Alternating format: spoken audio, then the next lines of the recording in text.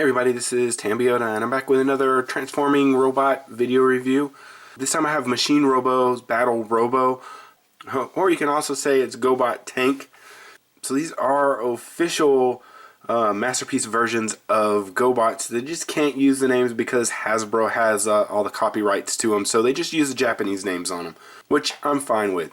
I do like these guys. Their chest pieces and some of their leg portions are die-cast metal, and I think that's really awesome. And at the price point, you can't really beat them. I think they're about $50 a piece, $45 at some places, so not too bad. Alright, so here we have Battle Robo. Like I stated, he is a tank. Here's the front of the box, and we'll just go around and I'll show you all the sides so you can pretty much get that. And here's the top and the bottom with all the warning logos. So we'll go ahead and open this guy up. And I do love that all of them come with their individual stands. I think that's an awesome added bonus that they give with these. So here are the pieces for the stand. Here's his instructions and his extra instruction thing, which it's just kind of tips on how to transform and what to look out for. So this right here, it says to look out. This is basically when you're transforming it in the final, kind of almost final transformation points. You have to tab in this, and I'll show you that. It's the leg panel into the side, and then this is the foot into the front, and then this right here shows these cannons that tab into the his chest portion, and I'll show that also. So here's his instructions, and his instructions consist of colored pictures with the red highlighted pieces that are the parts that move, and it's just one-sided on this. It's not two-sided, so.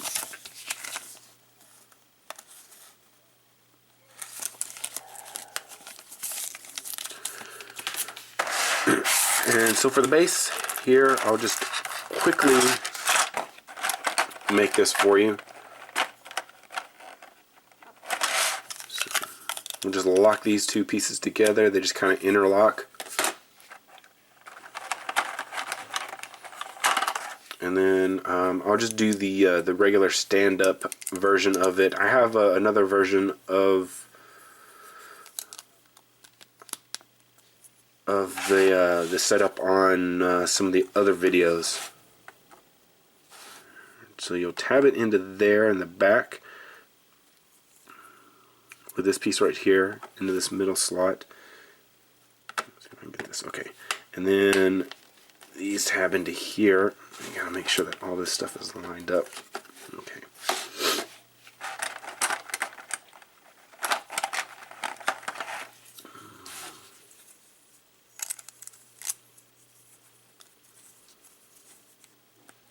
It goes into there.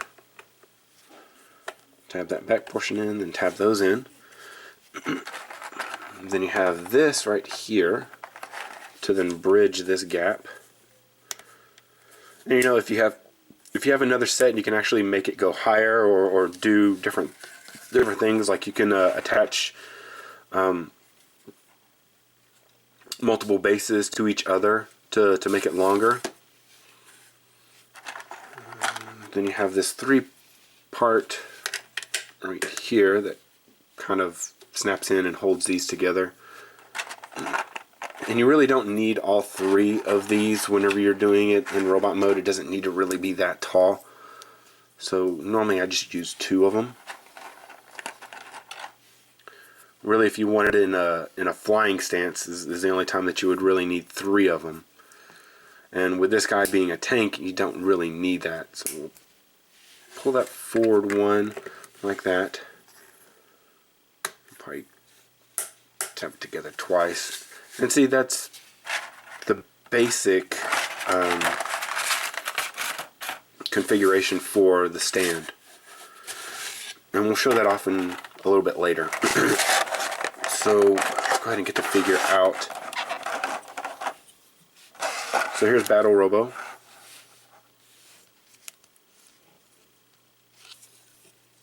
It doesn't have heel support. Along with his weapon. And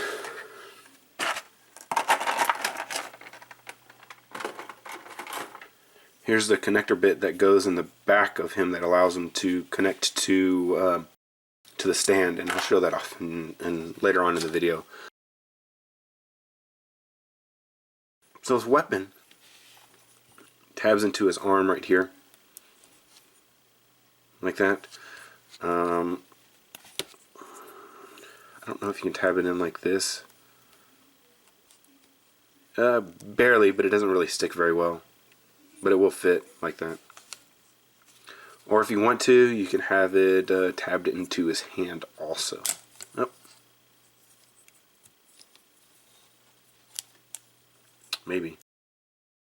It should all be universal. There we go. So, or you can hold it like that. The instructions show it just being tabbed onto the arm, so.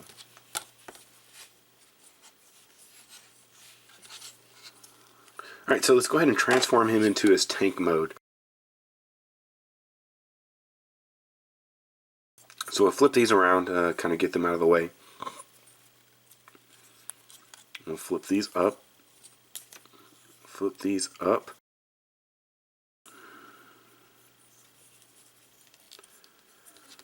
These go like this, sorry, and then they come out. So basically what you'll do is you'll take and extend the arm out like this, and then bring it in.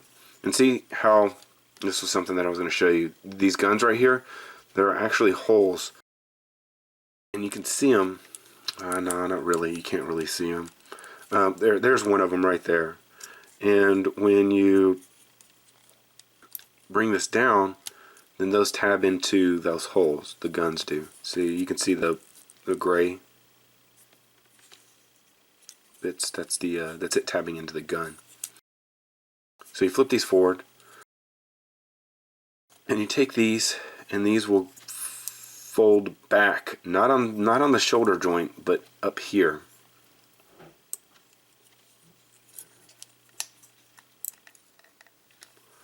And then the arms will then tab together.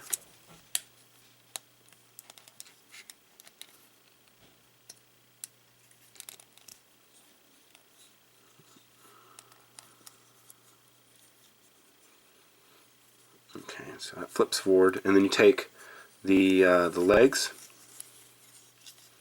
You flip this up like that.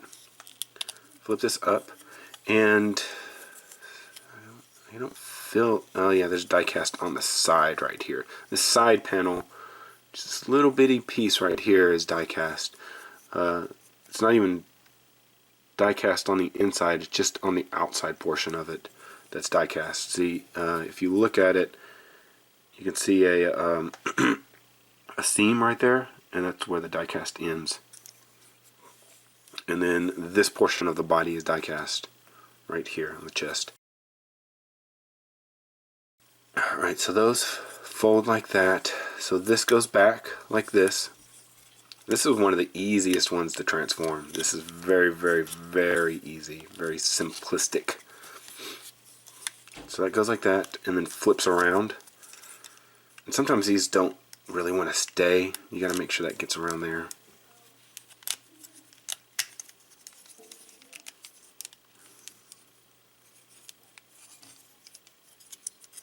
So one of the other points that it says to look out for is, I gotta make sure that this is all, there we go, let's tab together. So you bring all this together, there is 3 tabs right here. So one goes into the arm portion, and the other goes in the middle right here, and then one goes right here. So you have to kind of fiddle with it and get it to go in there, and then it will close once you get it in there just right. Get that out of the way.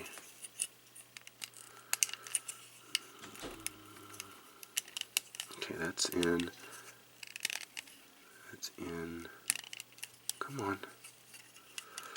That may be why it's not doing it. I have to flip around these feet. That's not giving me enough clearance. Flip around these feet. Okay, that gives me enough clearance then. Alright, and then these tab into the front portion.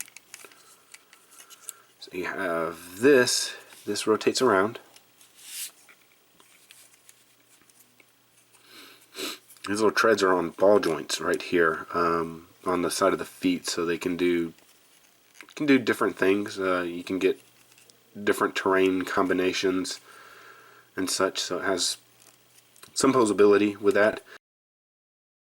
And then you take the gun. I think you can just leave it like this and tab it in. Yeah. And then you have the cannon for the top of the gun.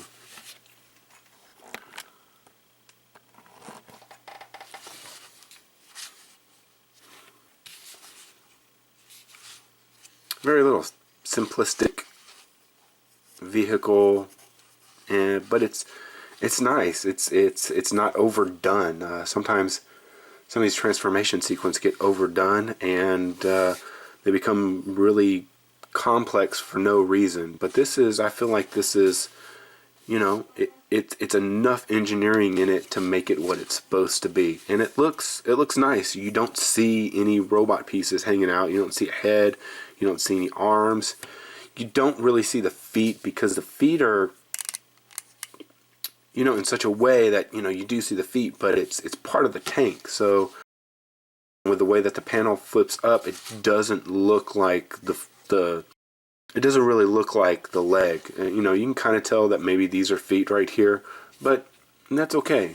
So the only real gripe that I have with this is that there are there's no wheels on these. So you have no wheels. At least with the Drillbot, you had some kind of wheels, even though they were small and they didn't really work. They didn't even put them in here.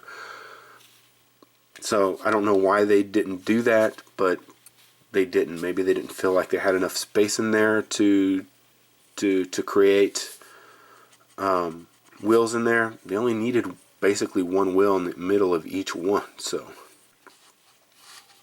now the tank turret does go up and down, and then these go up and down a little bit, or all the way. But other than that, with these on a ball joint right here moving around, that's all the movement that you really get. You do have the turret movement right here also. I did forget about that.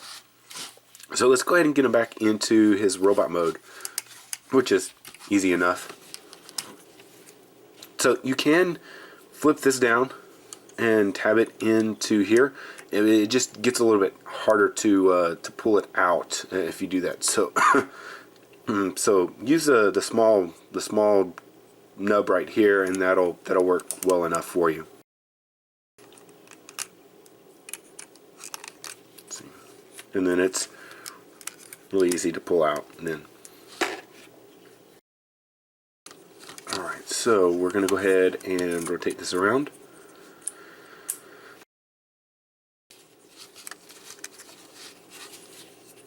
I have to pull this back so that it detaches from the sides. All right. Pull this forward and rotate it around.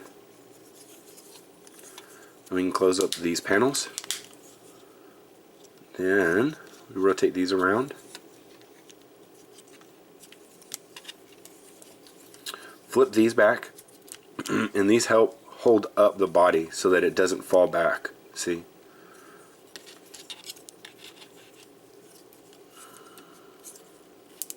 So you open that up, and then you want to rotate this around so that it brings the head up then.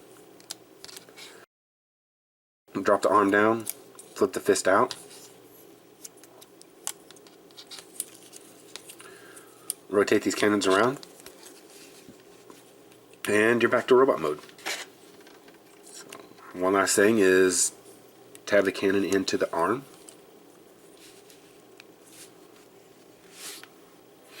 Alright, so for articulation, you do have head movement in here, which is really crazy. It doesn't go all the way around, but it does, you see it does twist. So they did put articulation for the head in there. So you have a couple of joints in here. You have a joint These are mushroom pegs, so you can go forward and back, and then there's a pin joint that allows you to move out, and it can go a little bit higher up because of this this joint right here for transformation. You have your elbow, and it's just a regular elbow. Above that, it's just a pin joint. Above that, you have the other swivel, which is a mushroom peg. Nothing really on the wrist, I don't think. Yeah, you do. You do have some wrist swivel. I don't know. That's a ball joint. So coming here to the waist, these skirts do lift up a little bit, which allow it to get about that far out. So you go forward and back because it is a ball joint, but it gets hindered by the back of the leg. But if you bend the knee, then it looks okay. You have your twist right here, your single knee, and then your ball joint for the foot.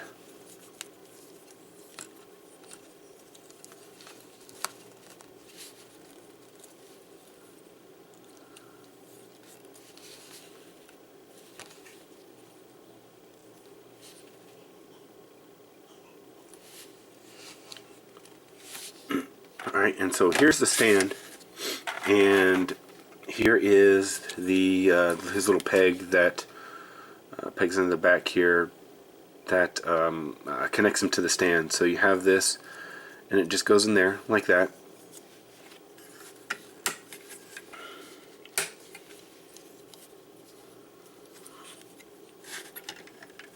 And it drops on top like that.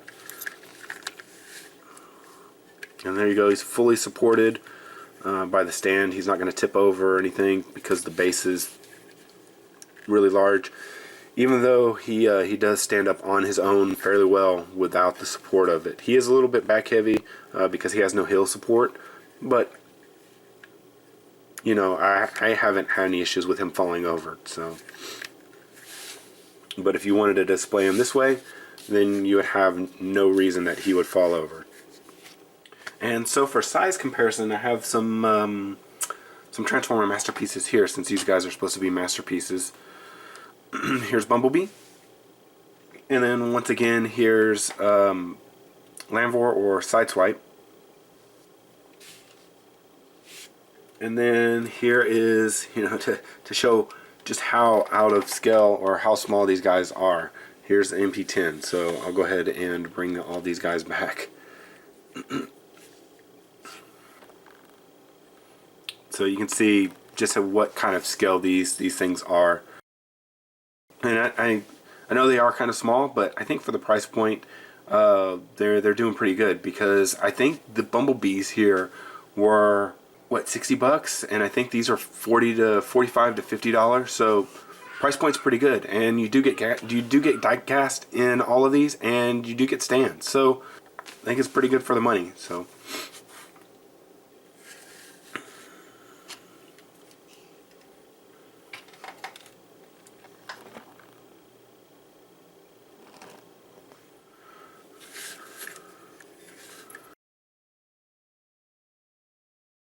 Alright, so I am actually looking forward to the rest of these guys that come out.